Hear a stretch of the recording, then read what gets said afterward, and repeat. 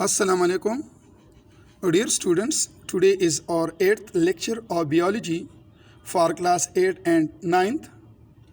Chapter number 1, Introduction to Biology.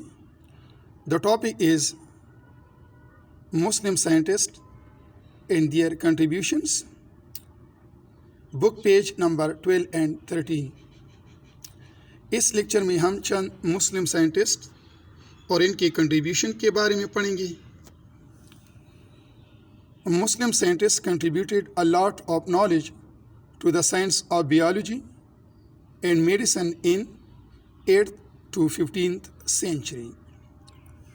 मुसलमान साइंसदानों ने 8वीं सदी से 15वीं सदी तक बियोलॉजी और मेडिसिन की फील्ड को बहुत तरक्की दिया.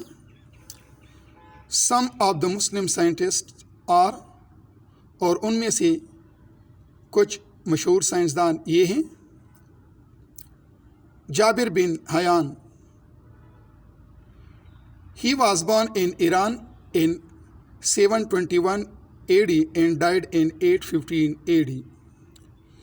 जाबिर बिन हयान 721 को ईरान में पैदा हुए और 815 में उनका इंतकाल हुआ.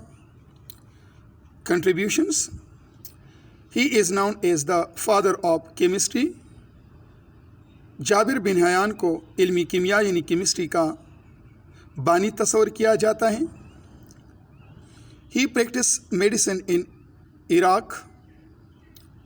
He introduced experimental chemistry. Jabir bin Hayyan का सबसे बड़ा कारनामा ये था कि उन्होंने तजुर्बाती केमिस्ट्री को मुतारिफ करवाया. He was also an astronomer, pharmacist, physician, philosopher and engineer. वो एक माहिर फल्कियात, मेडिसिन बनाने के माहिर, डॉक्टर, फिलोसफर और इंजीनियर भी थे. अब हम इसके फेमस बुक्स के बारे में पढ़ेंगे. He wrote many books, but his most famous books are: number 1, Al-Nabatat, which is about plants; number 2, Al-Hewan, which is about animals, और number 2 Al-Hewan था जो जानवरों के बारे में था. नंबर 2, दूसरा साइंसदान जो हम इस लेक्चर में पढ़ेंगे वो था अब्दुल मालिक अस्माई.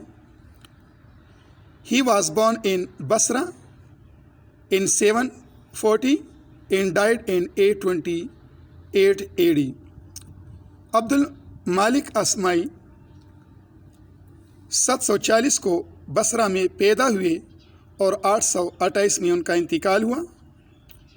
He was an Arab scholar. वो अरब स्कॉलर थे. Contributions: He was regarded as a specialist in animal science. वो एनिमल साइंस में एक माहिर एक्सपर्ट थे. He wrote many books. उन्होंने बहुत किताबें लिखी. But his most famous books are, लेकिन उनके मशहूर किताबें ये थी: number 1, अल-खील, which is about horses, जो कि घोड़ों के बारे में था. Number 2, अल-एबल, which is about camels, ये ऊँटों के बारे में था. Number 3, अश-शा, which is about sheep. Number 4, अल-वहूश, which is about wild animals. Number 4 जो बुक था अल-वहूश, ये जंगली जानवरों के बारे में था. नंबर 5, खलकुल इंसान. In this book he described different parts and function of human body. इस बुक में उन्होंने इंसान के बॉडी के मुख्तलिफ आज़ा और उनके फंक्शन के बारे में बयान किया है. अब नंबर 3 पर हमारे पास है अबू अली सीना. He was born near Bukhara in 980 and died in 1037 AD. Abu Ali सीना 980 को बुखारा के करीब पैदा हुए اور 1037 میں ان کا انتقال ہوا۔ ہی was the greatest of all Muslim scientist, وہ مسلمان سائنسدانوں میں سے سب سے عظیم سائنسدان تھا۔ اب ان کے کنٹریبیوشنس کے بارے میں پڑھیں گے۔ He is known as the father of medicines, ان کو میڈیسن کا بانی کہا جاتا ہے۔ He was the first physician to describe meningitis, parts of the eye and the heart Wular.